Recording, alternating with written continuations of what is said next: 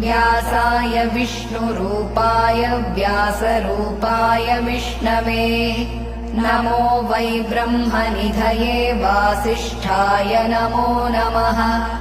अविकाराय शुद्धाय नित्याय परमात्मने सदैकरूपरूपाय